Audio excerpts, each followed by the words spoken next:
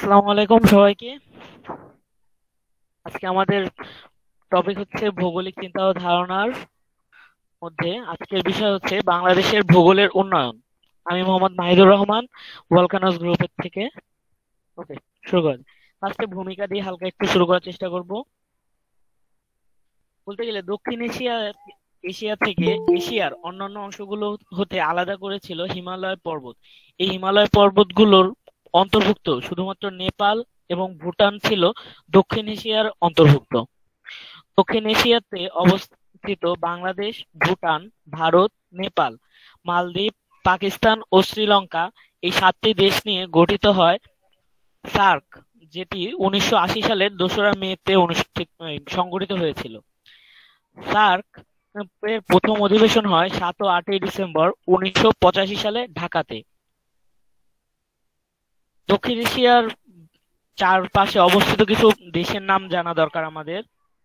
যেমন দক্ষিণ এশিয়ার পশ্চিমে অবস্থিত ইরান ও আফগানিস্তান, উত্তরে অবস্থিত তিব্বত, পূর্বে অবস্থিত চীন ও মায়ানমার, দক্ষিণে ভারত মহাসাগর।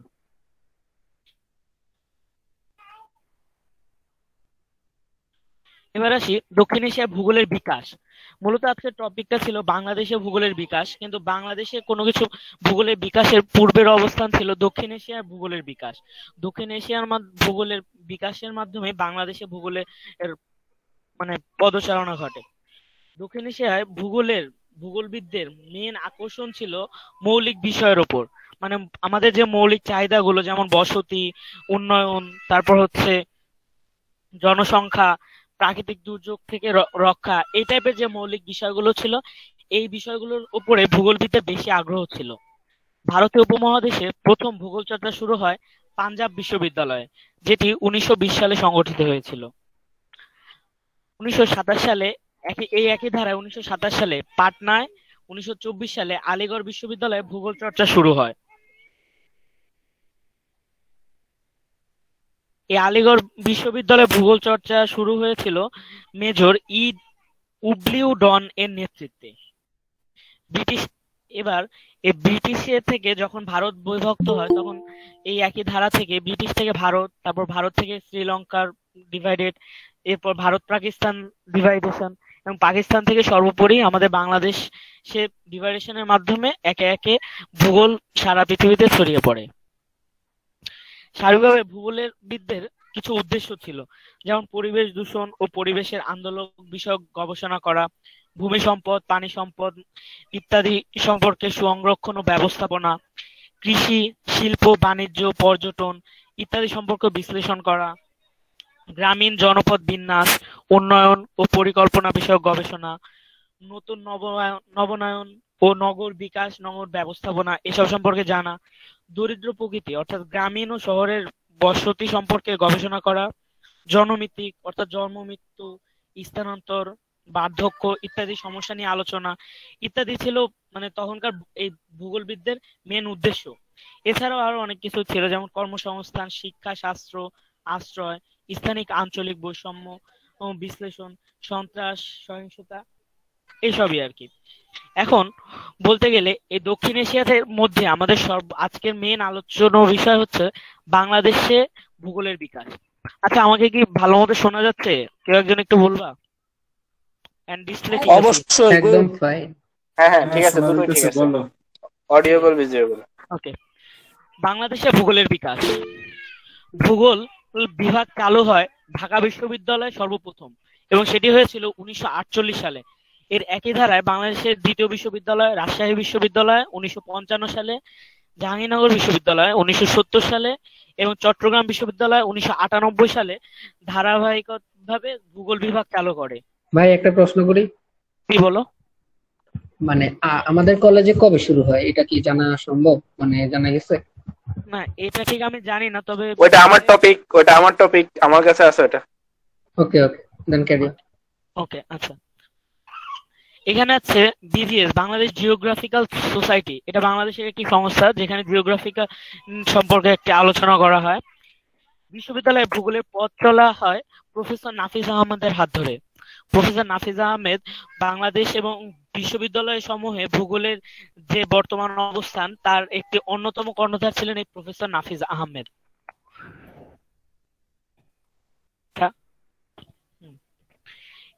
এরপরে হচ্ছে আপনার এই যে ওরিয়েন্টাল জিওগ্রাফার, এটিও এই প্রফেসর নাফিজ আহমদের আন্ডারে প্রকাশিত একটি এই টাইপের ওরিয়েন্টাল জিওগ্রাফার। এটি প্রকাশনা শুরু হয় 1957 সালে।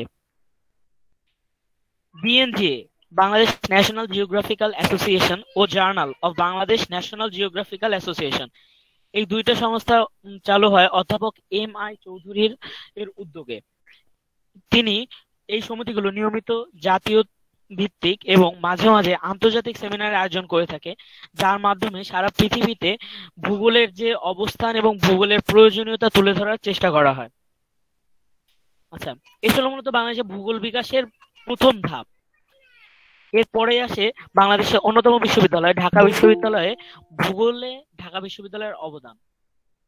সুন্দর একটা ছবি, আমাদের আন্ডারে বলা হয় না, আমরা তার আন্ডারে। আচ্ছা, যাই হোক, ভূগোল ঢাকা বিশ্ববিদ্যালয়ে চালু হয় 1948 সালে। 1956 সালে এখানে এমএসসি অর্থাৎ মাস্টার্স এবং 1957 সালে অনার্সে প্রথম ডিগ্রি লাভ হয়। মানে প্রথম যে স্টুডেন্টরা ছিল, শিক্ষার্থীরা ছিল, তারা সর্বপ্রথম 1956 সালে এবং 1957 সালে অনার্স ডিগ্রি লাভ করে। শিক্ষকদের মধ্যে ভাই এইখানে প্রচুর অপশন ছিল, যে মানে কোন শিক্ষক কখন কোন বিষয় পড়াতো, তখন শিক্ষার্থীরা কোন বিষয়ে গবেষণা করতো, এই টাইপের অনেক ছিল। তারপর অনার্সে কি কি বিষয় আলোচনা করা হয়েছে, যেমন জনসংখ্যা ভূগোল, প্রাকৃতিক ভূগোল, মানবীয় ভূগোল, গ্রামীণ বসতি, এই টাইপের অনেক ইনফরমেশন ছিল। মোটামুটি কিছু তুলে ধরার চেষ্টা করছি। যেমন শিক্ষকদের মধ্যে অধ্যাপক নাফিজ আহমেদ ছিলেন, মূলত ছিলেন অর্থনৈতিক ভূগোল সম্পর্কে। এম.আই. চৌধুরী, তিনি নদী গবেষণা সম্পর্কে। DAIH রিজভী, তিনি প্রাকৃতিক ভূগোল সম্পর্কে গবেষণা করেছেন। F. করিম খান, কৃষি, নগর, জনসংখ্যা ও অর্থনৈতিক ভূগোল। অধ্যাপক A.M. প্যাটেল, তিনি গ্রামীণ ও বসতি ভূগোল সম্পর্কে গবেষণা করেছেন। প্রফেসর সিরাজুল আরেফিন ও মোহাম্মদ ফজলুল হক, তিনি নগর ভূগোল সম্পর্কে আলোচনা করেছেন। M.H. নাকাভি, তিনি পরিবহন ভূগোল সম্পর্কে আলোচনা করেছেন। এখানে যেমন শিক্ষকদের অবদান ছিল, তেমন শিক্ষার্থীদের অবদানও গুরুত্বপূর্ণভাবে বিরাজ করেছিল।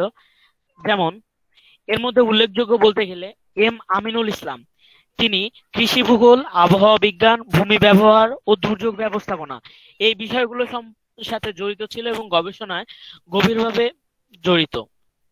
দ্বিতীয়তে আসে লুৎফর হক, এখানে তটা খণ্ডত্ব হবে, বাট আমার হচ্ছিল না আর কি, লিখতে পারতেছিলাম না। তিনি শিল্প, বসতি ও রাজনৈতিক ভূগোল সম্পর্কে গবেষণা করেন। এবং তৃতীয়তে আসে সিরাজুল ইসলাম, এটা কি লিখেছি, সরি এখানে একটু রাইটিং মিস্টেক হয়েছে, এটা হবে বসতি ও সাংস্কৃতিক ভূগোল। সিরাজুল ইসলাম বসতি ও সাংস্কৃতিক ভূগোল সম্পর্কে গবেষণা করেন। এবার আসি ভূগোলবিদদের অবদান, অর্থাৎ তৎকালীন আমাদের দেশে যেসব ভূগোলবিদরা ছিলেন তাদের যে অবদান ছিল ভূগোলের বিকাশে, সেগুলো। তার প্রথমেই আসে মনিরুজ্জামান মিয়া, তিনি পলিশ ভূগোল নিয়ে আলোচনা করেন। এটা কি অ্যাকচুয়ালি আমার জানার ইচ্ছা আছে, বাট জানি না এখনো, পলিশ ভূগোল। দ্বিতীয় হচ্ছে A.F. কামাল উদ্দিন, পরিবহন ভূগোল। K.B.M. সাজ্জাদুর রশিদ, সাংস্কৃতিক ভূগোল, পানি সম্পদ ও অন্যান্য। মোহাম্মদ কলিমুল্লাহ, কৃষি ভূগোল। মোহাম্মদ নজরুল ইসলাম, নগর ভূগোল। রোজি মজিদ আহসান, নগর, জনমিতিক ও লিঙ্গীয় ভূগোল। হারুনুর রশিদ, প্রাকৃতিক ভূগোল। এবং কে মওদুদ ইলাহি, তিনি জনসংখ্যা ভূগোল। এইসব বিষয় সম্পর্কে ভূগোলবিদরা গবেষণা করেন এবং বিভিন্ন ধরনের মানে তত্ত্ব উপস্থাপন করেন। আচ্ছা, এই গেল মূলত ঢাকা বিশ্ববিদ্যালয়ের অংশ। পরবর্তীতে বাংলাদেশের দ্বিতীয় বিশ্ববিদ্যালয় রাজশাহী বিশ্ববিদ্যালয়, যেটি বাংলাদেশের ঢাকা বিশ্ববিদ্যালয়ের পরবর্তীতে প্রতিষ্ঠিত হয়। রাজশাহী বিশ্ববিদ্যালয়ে ভূগোল বিভাগ চালু হয় 1953 সালে, যেটি অধ্যাপক আহমদ মোহাম্মদ প্যাটেলের ইয়েতে হয়, মানে ওনার উদ্যোগে সংগঠিত হয়েছে, চালু হয়েছিল ভূগোল বিভাগ। 1955 সালে এই বিশ্ববিদ্যালয়ে এমএসসি অর্থাৎ মাস্টার্স কোর্স চালু করা হয়। 1982 সালে অনার্সের 3 বছর মেয়াদী এবং 1997 থেকে 98 সালের মাঝে অনার্স চতুর্থ 4 বছর মেয়াদী কোর্স চালু করা হয়। 1986 সালে ভূগোল বিভাগকে জীব ও ভূবিদ্যা অনুষদের অন্তর্ভুক্ত করা হয় রাজশাহী বিশ্ববিদ্যালয়ে। পরবর্তীতে এখানে অনার্স ও মাস্টার্সে অনেক বিষয় যেমন প্রাকৃতিক ভূগোল, মানবীয় ভূগোল এর বিভিন্ন আন্ডারে আরো গ্রামীণ বসতি, তারপর হচ্ছে বিভিন্ন ধরনের কি বলে ওই যে হচ্ছে গ্রামীণ বসতি সহ, আচ্ছা এক মিনিট, মানে জনমিতিক বৈশিষ্ট্য, বিশ্বায়ন, আঞ্চলিকরণ এইসব সব বিষয়গুলো এর অন্তর্ভুক্ত করা হয়। আর সেই বিশ্ববিদ্যালয়ে কিছু গবেষণার অন্যতম বিষয় ছিল। তার মধ্যে অন্যতম বিষয় হচ্ছে নগর কাঁচা বাজার, অর্থাৎ রাজশাহীর নগরে যে কাঁচা বাজার ছিল সেই সম্পর্কে গবেষণা, নগর প্রান্তিক এলাকা সম্পর্কে গবেষণা, নগর ভূমির ব্যবহার, নগর বিপণন কেন্দ্র ও পরিকল্পনা, কৃষি উন্নয়ন ও ব্যবস্থাপনা, পরিসরিক বিন্যাস, পল্লী উন্নয়ন ও পরিবেশ বাস্তুসংস্থান ও সংস্কৃতি, বর্জ্য দূষণ ও এর ব্যবস্থাপনা, নদীর ভাঙন ও প্রতিক্রিয়া, পরিবেশ ও অর্থনৈতিক উন্নয়ন এবং হাইড্রোক্লিয়াটিক ইফেক্ট অন এনভায়রনমেন্ট। এইসব গবেষণার বিষয়গুলো মূলত রাজশাহী বিশ্ববিদ্যালয়ের আন্ডারে করা হতো। এইসব মানে তারা মূলত তাদের অঞ্চল রাজশাহীকে ব্যবহার করে বিভিন্ন ধরনের গবেষণা করতো। এছাড়াও আরো অনেক ধরনের গবেষণাই তারা করেছেন, যেমন হচ্ছে ওইখানকার আবহাওয়া, তারপর হচ্ছে রাজশাহীর যে মৌসুমী ভিত্তিক ফসল হয় এইসব বিষয়ে আরো অনেক গবেষণা করেছেন। আচ্ছা, এ গেল মূলত রাজশাহী বিশ্ববিদ্যালয়ের ভূগোলে অবদান। এরপরে আসে বাংলাদেশের আরেকটি অন্যতম বিশ্ববিদ্যালয়, জাহাঙ্গীরনগর বিশ্ববিদ্যালয়। জাহাঙ্গীরনগর প্রতিষ্ঠিত হয়েছিল 1970 সালে এ.এফ কামাল উদ্দিনের উদ্যোগে এবং প্রতিষ্ঠাকাল থেকে এখানে ভূগোল বিভাগ চালু হয়। শুরু থেকে এখানে অনার্স ছিল 3 বছর মেয়াদী। 1976 সালে এখানে মাস্টার্স কোর্স চালু করা হয় এবং পরবর্তীতে এখানেও অনার্স ও মাস্টার্সে ভূগোল সম্পর্কিত আরো অনেক বিষয় পাঠদানের অন্তর্ভুক্ত করা হয়।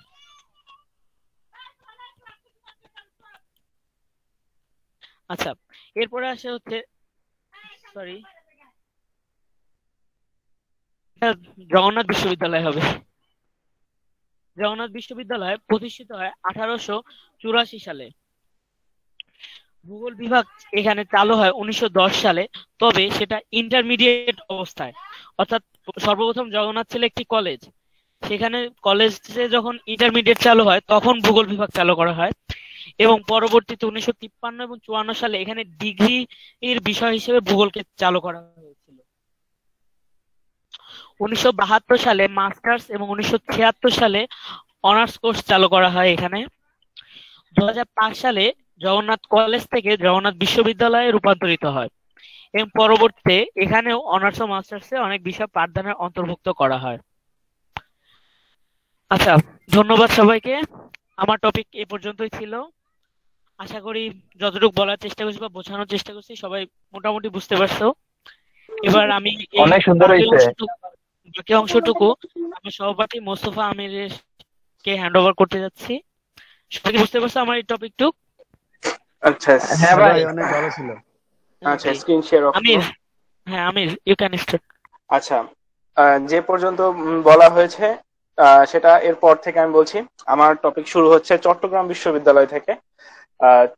চট্টগ্রাম বিশ্ববিদ্যালয় সর্বপ্রথম স্থাপিত যেটা হয় সেটা হচ্ছে 1980 সালে সর্বপ্রথম স্থাপিত হয়। আর চট্টগ্রাম বিশ্ববিদ্যালয়ের যে রয়েছে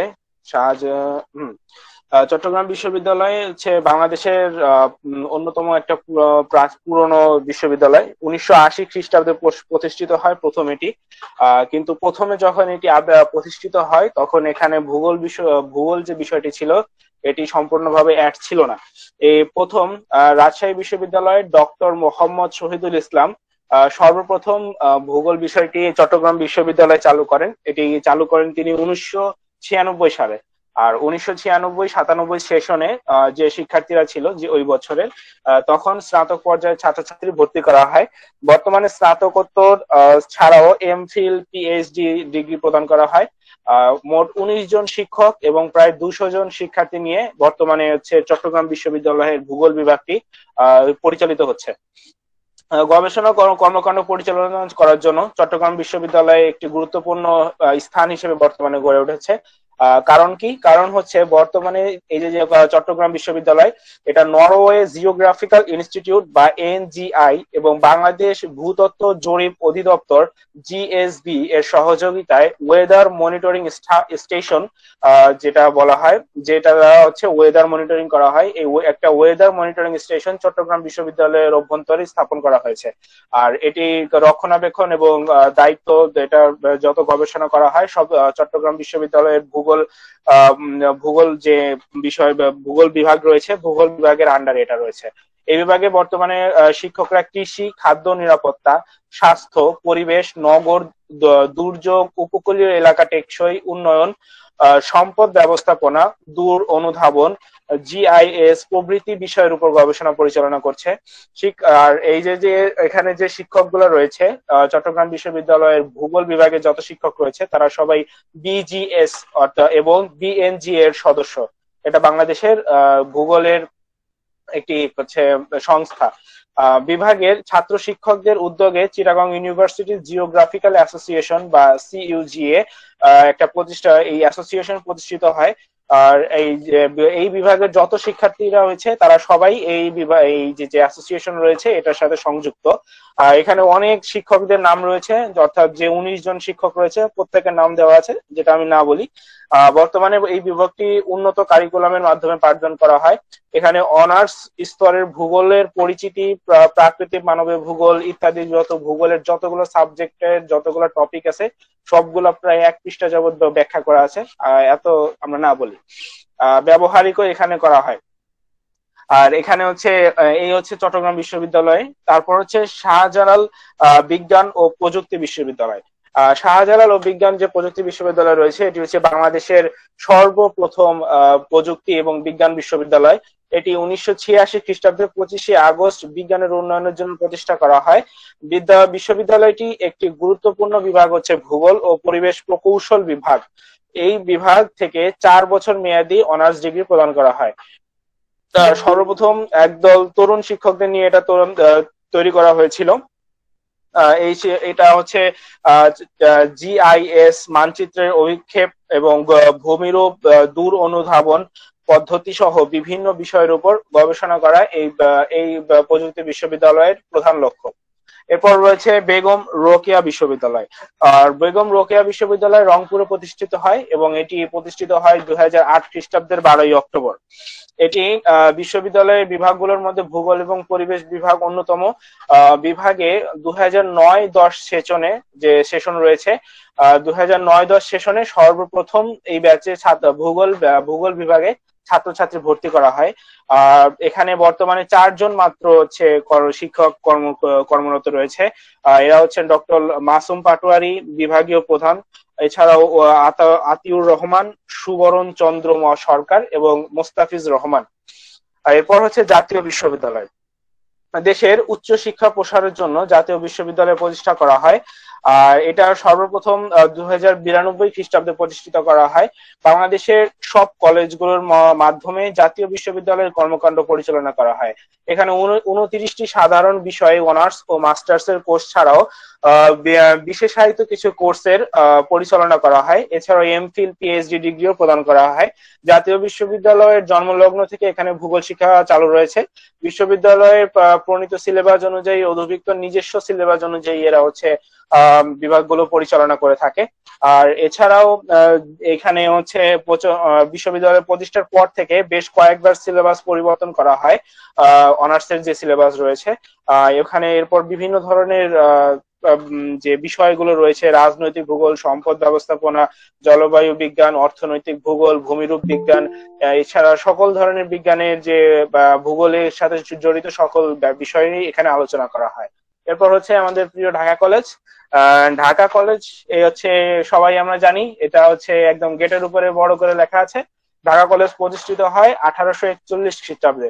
এটি হচ্ছে বাংলাদেশের সবচেয়ে প্রাচীন কলেজ, অর্থাৎ বাংলাদেশের ভিতরে সব থেকে প্রথম এই কলেজটি প্রতিষ্ঠিত হয় অফিসিয়ালি। এই কলেজে ভূগোলের শিক্ষাদানের ইতিহাসও অনেক প্রাচীন। অনার্স চালু হওয়ার পূর্বে এখানে ভূগোল পাঠদান চালু ছিল, অর্থাৎ হচ্ছে অনার্স যখন ঢাকা কলেজের আন্ডারে ছিল না তখনও এখানে ভূগোল চর্চা করা হতো। সে সময় অধ্যাপক M.I.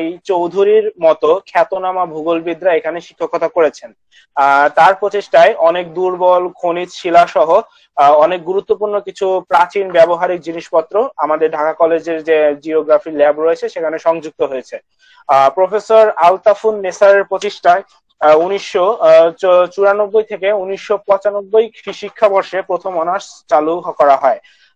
এই মাস্টার্স কোর্স চালু হয় 1997 থেকে 98 সেশন থেকে। আর এখানে যারা অধ্যাপন করেছেন তাদের মধ্যে professor M.I. Chowdhury, professor Altafun Nessa, doctor Magfera Begum সহ অনেকে রয়েছে। আর আমাদের পরিচিত যারা রয়েছে যেমন হচ্ছে মোহাম্মদ এনামুল কবির মিয়া, মোহাম্মদ বাহাদুর হোসেন ভুইয়া, AKM ইলিয়াস, তারপর শাহানারা, তাহমিনা আক্তার, আবু সালেহ, মোহাম্মদ মুজাহিদুল ইসলাম, মুনমুন সাহা ও মোহাম্মদ শাহ আলম কর্মরত আছেন। এরা হচ্ছে বর্তমান কর্মরত আছেন। আমি কয়েকজনকে চিনি, বাকিগুলো চিনি না, দেখিও নেই জীবনে। তারপর হচ্ছে এই গেল ঢাকা কলেজ। এরপর হচ্ছে তোমাদের প্রতিবেশী ইডেন মহিলা কলেজ। ইডেন মহিলা কলেজ প্রতিষ্ঠিত হয় 1873 খ্রিস্টাব্দে। বাংলাদেশের নারী শিক্ষা প্রসারে কলেজটি গুরুত্বপূর্ণ অবদান রেখে চলেছে। আর এই কলেজে উচ্চ মাধ্যমিক ও ডিগ্রি পর্যায়ে ভূগোল শিক্ষা প্রদান করা হয়। আর এই ভূগোল শিক্ষা এখানে শুরু করা হয় 1926 খ্রিস্টাব্দ থেকে। অর্থাৎ 1926 খ্রিস্টাব্দ থেকে এখানে ভূগোল যে বিভাগ রয়েছে এটা চালু করা হয়। পরবর্তীতে অধ্যাপিকা তামজিদা বেগমের উদ্যোগে এই প্রতিষ্ঠানে 1985 খ্রিস্টাব্দে 40 জন ছাত্র ছাত্রী নিয়ে প্রথম অনার্স কোর্স শুরু করা হয়। অর্থাৎ এই অনার্স কোর্সের যে স্টুডেন্ট রয়েছে তাদেরকে ভর্তি করা হয় 1985 সালে। এবং প্রথম যখন হচ্ছে প্রথম যে বিভাগ খোলা হয় তখন স্টুডেন্ট ছিল 40 জন। এদের দিয়েই 1989 খ্রিস্টাব্দে MSc কোর্স চালু করা হয় ঢাকা বিশ্ববিদ্যালয়ের অধীনে। বিভাগের কার্যক্রম শুরু করার পর থেকে যারা কর্মরত ছিল তাদের মধ্যে প্রথম যেটা মনে রাখার জন্য যেটা প্রয়োজন সেটা হচ্ছে অধ্যাপিকা তামজিদা বেগম। ইনি এটা শুরু করেন এবং ইনি এই ভূগোল প্রতিষ্ঠা করেছিলেন। এরপর অনেক নাম রয়েছে, দরকার নেই। এরপর হচ্ছে রাজশাহী কলেজ। বাংলাদেশের অন্যতম প্রাচীন উচ্চশিক্ষা প্রতিষ্ঠান রাজশাহী কলেজ। এটি 1873 খ্রিস্টাব্দে প্রতিষ্ঠিত হয় প্রথম। এই কলেজে ভূগোল শিক্ষাদানের ইতিহাসও অনেক প্রাচীন। প্রথম দিকে উচ্চ মাধ্যমিক শুরু হয়, অর্থাৎ প্রথমে যখন এই কলেজটিতে ভূগোল পাঠ শুরু হয় তখন হচ্ছে উচ্চ মাধ্যমিক ছিল এবং শুধু ডিগ্রি ছিল, অর্থাৎ ডিগ্রি পড়ানো হতো এবং উচ্চ মাধ্যমিক পড়ানো হতো। 1996-97 সেশনে MSc কোর্স চালু করা হয়, অর্থাৎ ভূগোলের উপর MSc কোর্স চালু করা হয়। এখানে অধ্যাপিকা নজরুল ইসলাম, ফাতেমা জোহরা সহ এবং অনেক রয়েছেন যারা হচ্ছে এরা এখানে কর্মরত রয়েছেন। বর্তমানে UF হোসেন আরা বেগম বিভাগীয় প্রধান হিসেবে দায়িত্ব পালন করছেন, এটা জানার দরকার ছিল। এই ছিল। এরপর হচ্ছে চট্টগ্রাম কলেজ। চট্টগ্রাম কলেজ দেশের পুরাতন কলেজ যেগুলো রয়েছে তার মধ্যে অন্যতম। এটি প্রতিষ্ঠিত হয় 1869 খ্রিস্টাব্দে। আমাদের ঢাকা কলেজের কাছাকাছি বয়স। এটি 1869 খ্রিস্টাব্দে প্রতিষ্ঠিত করা হয়। প্রথম দিকে এখানে উচ্চ মাধ্যমিক ও ডিগ্রি পড়ানো হতো ভূগোলের উপরে। পরবর্তীতে অনার্স ও মাস্টার্স পর্যায়ের ভূগোল শিক্ষার ইতিহাস এটা বেশি দেরি নয়। এটা 1996 সাল এবং 97 সালের যে সেশনের যে স্টুডেন্ট রয়েছে তারা সর্বপ্রথম এখানে অনার্স কোর্সে এবং MSc কোর্সের শেষ পর্বে কোর্স শুরু করে।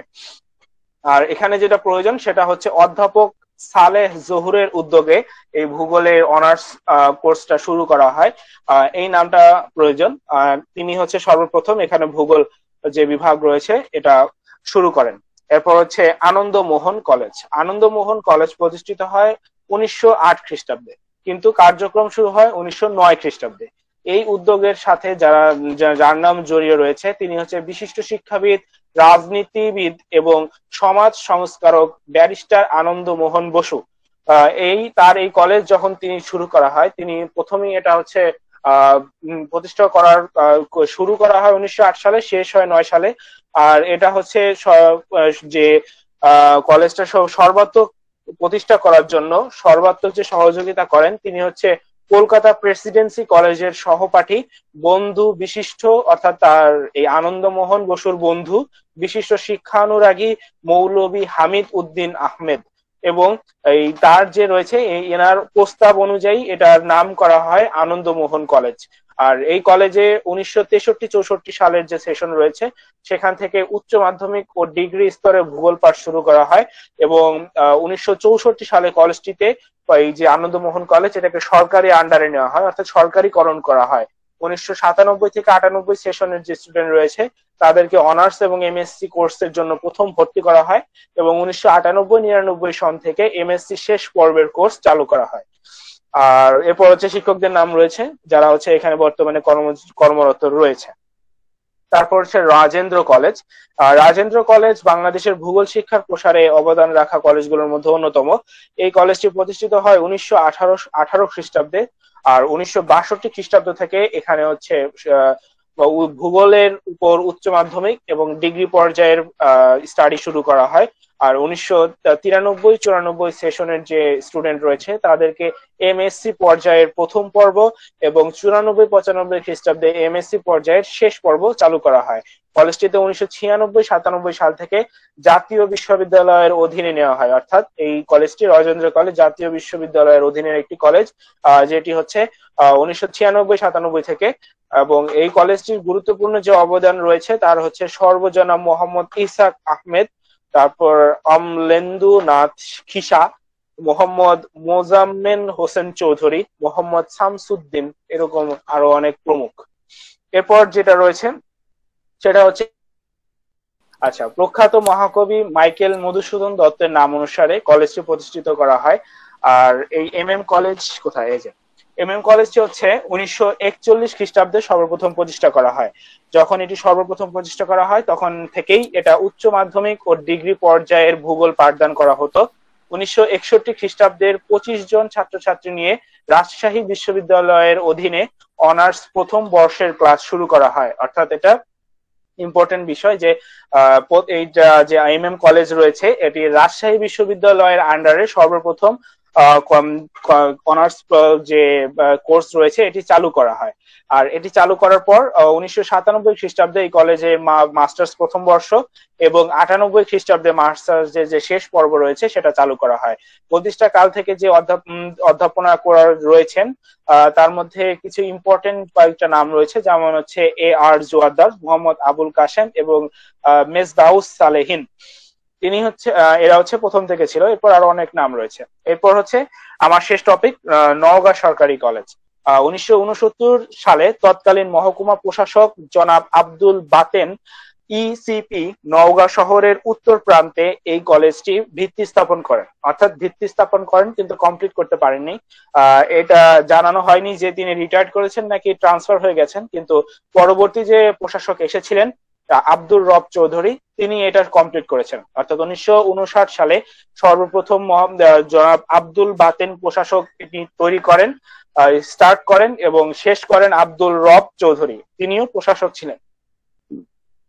1962 সালে এখানে ডিগ্রি এবং ইন্টারমিডিয়েট কোর্সে সর্বপ্রথম ভূগোল পাঠদান শুরু করা হয় এবং 1980 খ্রিস্টাব্দে বিএমসি কলেজ অত্র ডিগ্রি কলেজটি সরকার যৌথভাবে আত্মীকরণ করেন। অর্থাৎ কি বলা হয় যে বিএমসি যে কলেজ রয়েছে 1980 সালে এই বিএমসি কলেজ এবং হচ্ছে সরকার যৌথভাবে এই কলেজটি নিয়ন্ত্রণ করছিল, অর্থাৎ আধা সরকারি যেটাকে বলা হয়, অর্ধেক সরকারি ছিল অর্ধেক বিএমসি কলেজের আন্ডারে ছিল। আর পরবর্তীতে 1980 সালে এটা যখন সম্পূর্ণভাবে সরকারি কলেজ করা হয় তখন এটিকে জাতীয় বিশ্ববিদ্যালয়ের আন্ডারে নেওয়া হয়, কিন্তু এটা আরো পরে নেওয়া হয়। কিন্তু 1980 সালে যখন এটা সম্পূর্ণ সরকারি করা হয় তখন এটাকে প্রথম 10টি বিষয়ে অনার্স শুরু করা হয়, অর্থাৎ 10টা বিষয়ের উপর এই কলেজে অনার্স শুরু করা হয় এবং 9টি বিষয়ের উপর মাস্টার্স শুরু করা হয়। পরবর্তীতে 2005 সালে এই কলেজটি নওগাঁ সরকারি কলেজটি ঢাকা বাংলাদেশের জাতীয় বিশ্ববিদ্যালয়ের অধীনে নেওয়া হয় এবং যখন এটাকে জাতীয় বিশ্ববিদ্যালয়ের অধীনে নেওয়া হয় তখন হচ্ছে ভূগোলের উপর এটার অনার্স কোর্স চালু করা হয়। এর আগে এই 2005 সালের আগে এই কলেজে ভূগোল ছিল না। পরবর্তীতে 2011 এবং 12 শিক্ষাবর্ষে এখানে মাস্টার্স প্রথম বর্ষের কোর্স এবং 2012-13 শিক্ষাবর্ষে মাস্টার্স শেষ বর্ষের কোর্স চালু করা হয়। এই কলেজে প্রতিষ্ঠাকালীন ভূগোলের সাথে জড়িত মূল যে তিনজন শিক্ষক রয়েছেন তার নাম হচ্ছে মোহাম্মদ জলিলুর রহমান, জনাব জগন্নাথ রায় এবং মোহাম্মদ শরীফুল ইসলাম। এই ছিল আমার টপিক, এখানে হচ্ছে আমার শেষ। এরপর বাকিটুকু কমপ্লিট করবে কাজী মেহেদী হাসান। আমাকে যে টপিকটা দেওয়া হচ্ছে এটা হচ্ছে বাংলাদেশের ভূগোল পরিষদ। তো আমার এই ক্ষুদ্র গান থেকে যতটুকু কালেকশন কারো কি করতে টিস্যু?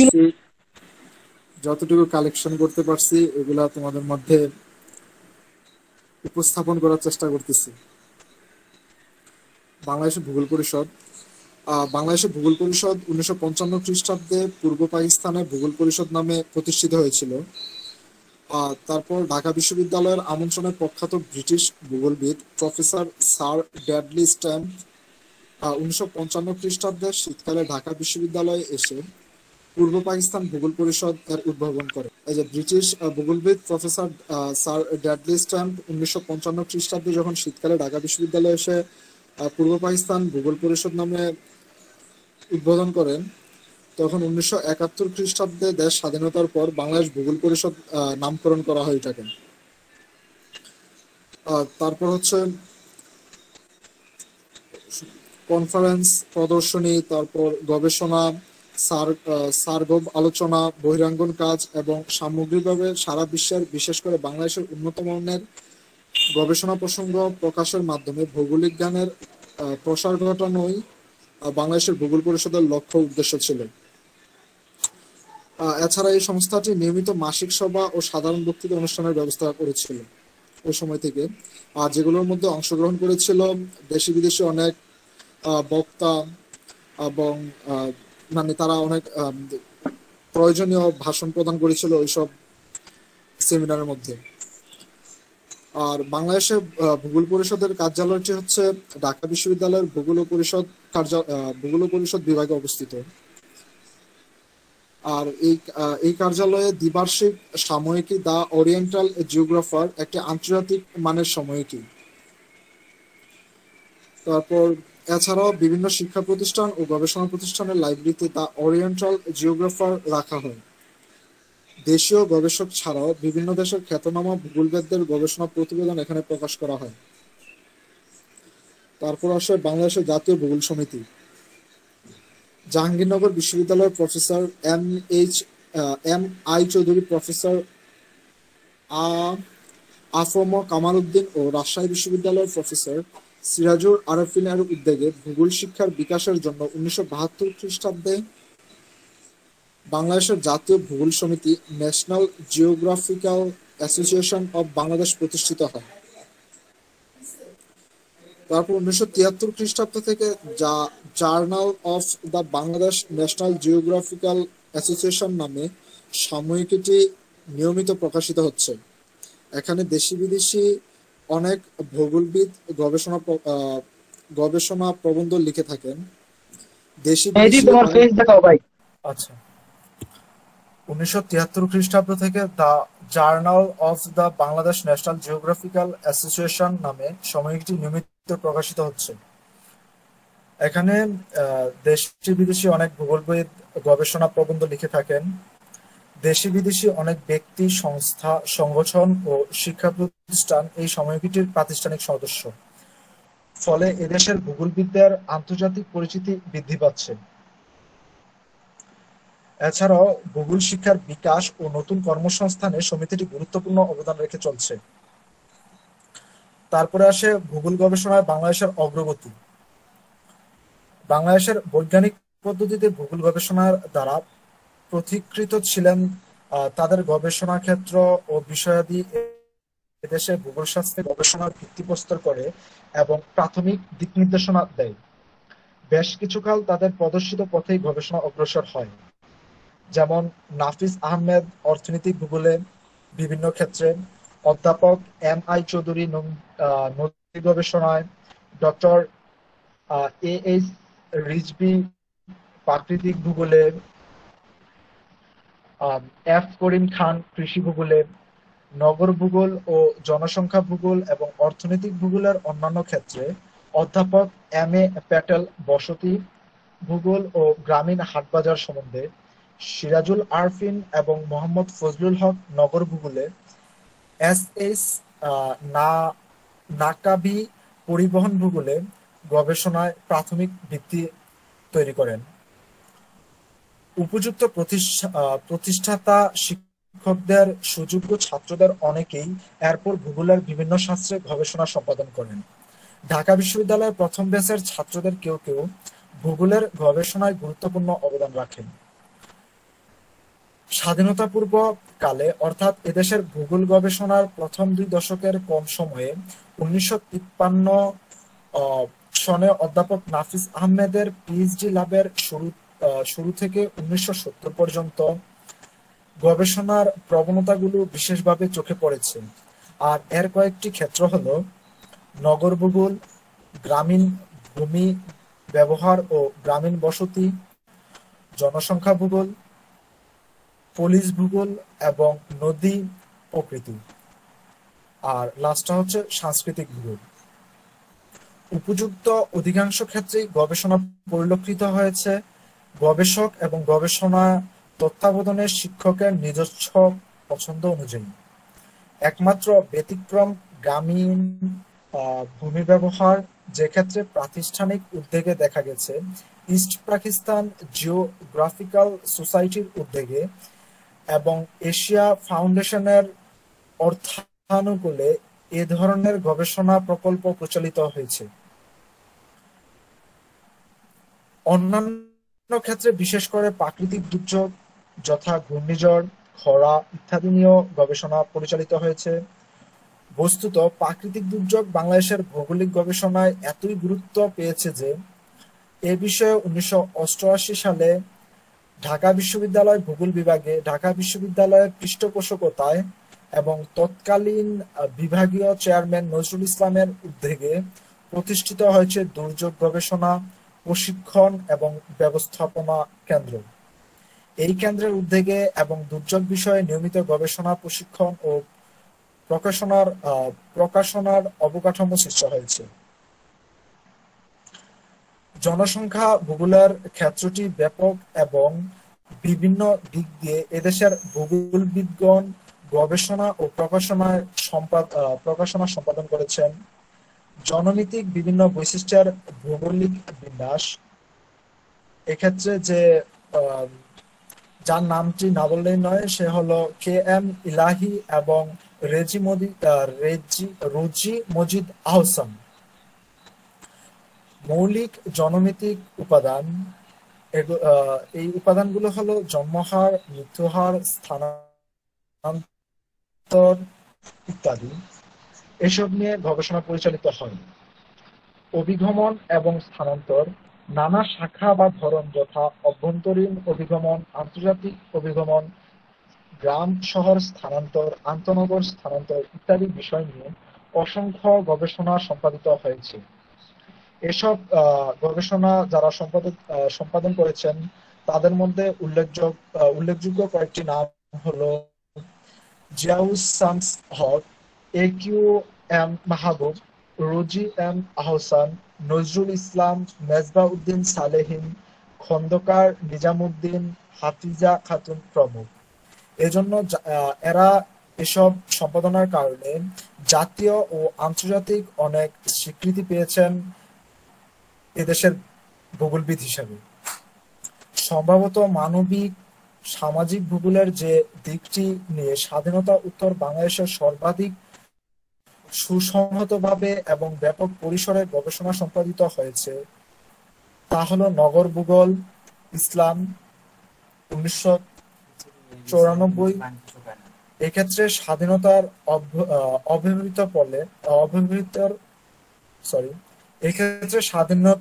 অব্যবহৃত পরে নজরুল ইসলামের নেতৃত্বে ঢাকা বিশ্ববিদ্যালয় ভূগোল বিভাগে শুরু হওয়া নগর গবেষণা কেন্দ্র বা centre of urban studies CUS নামক ছোট একটি চর্চা কেন্দ্র গুরুত্বপূর্ণ ভূমিকা রেখেছে। নগর গবেষণায় ভূগোলবিদ নিজস্ব প্রাতিষ্ঠানিক উদ্যোগ ছিল। নগর গবেষণা কেন্দ্রেরই আদলে ঢাকা বিশ্ববিদ্যালয় ভূগোল বিভাগ পরিচালিত আরবান স্টাডিজ প্রোগ্রাম USP, যেটার স্থায়িত্ব ছিল 1992 থেকে 1998 সাল পর্যন্ত। ফোর্ড ফাউন্ডেশনের অর্থানুকূলে 3 বছরের বিভাগীয় এই কার্যক্রমটি বাস্তবে 5 বছর ধরে পরিচালিত হয়। এই প্রকল্পের অধীনে গবেষণা, প্রশিক্ষণ ও প্রকাশনা ইত্যাদি বহুমুখী কর্মকাণ্ড অন্তর্ভুক্ত ছিল। নগরায়নের বিভিন্ন দিক পরিচালিত 14টি গবেষণা সম্পাদন, 8টি গবেষণা গ্রন্থ প্রকাশনা, একটি ইংরেজি জার্নাল ও একটি বাংলা সাময়িক পত্র প্রকাশনা ছিল এই প্রোগ্রামের কৃতিত্ব।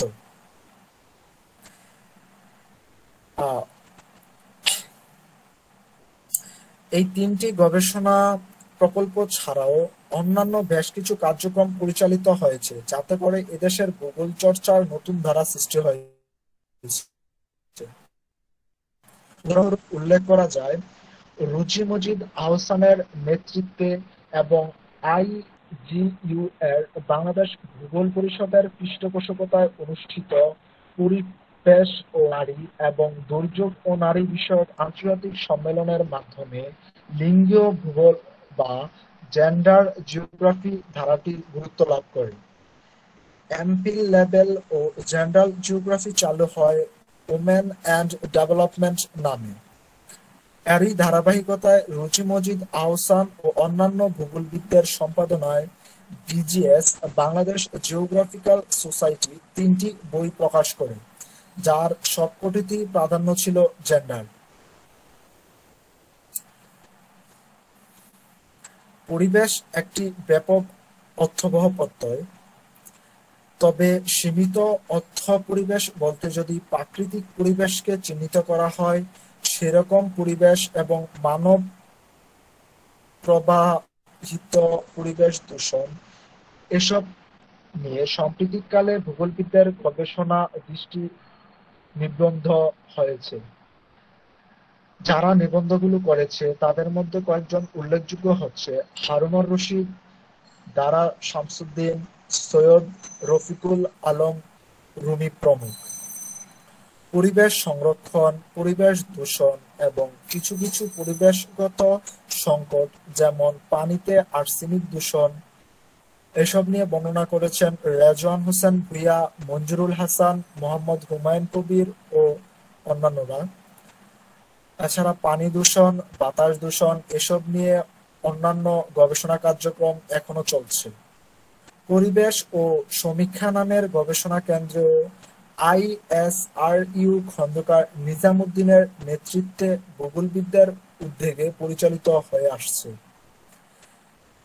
পরিশেষে বলা যায় যে বাংলাদেশের ভূগোল গবেষণায় প্রাথমিক পর্যায়ে মাঠ সমীক্ষা, চাক্ষুষ পর্যবেক্ষণ, আর্থ-সামাজিক জরিপ ইত্যাদির প্রয়োগের মাধ্যমে তথ্য সমগ্র স্বাভাবিক ছিল। এগুলো এখনো অব্যাহত আছে। দ্বিতীয় পর্যায়ে তথ্য সংগ্রহ আগেও হতো, এখনো হয়। সংখ্যাতাত্ত্বিক পদ্ধতির ব্যবহার স্বাধীনতা পূর্ব সময় থেকেই চলে আসছে, তবে এখনো এ পদ্ধতির খুব একটা উৎকর্ষতা অর্জিত হয়নি। তবে জিআইএস কৌশলের ব্যবহার ভূগোল গবেষণায় উল্লেখযোগ্য চরিত্রগত পরিবর্তন আনতে শুরু করেছে। প্রফেসর রকিব আহমেদ, নিশাত, আশরাফ মাহমুদ দেওয়ান প্রমুখ জিআইএস এ উচ্চতর প্রশিক্ষণপ্রাপ্ত শিক্ষক হিসাবে পরিচিত। আমার প্রেজেন্টেশন এতটুকুই ছিল। আশা করি আর আমার চেহারা দেখতে হবে না। আল্লাহ হাফিজ।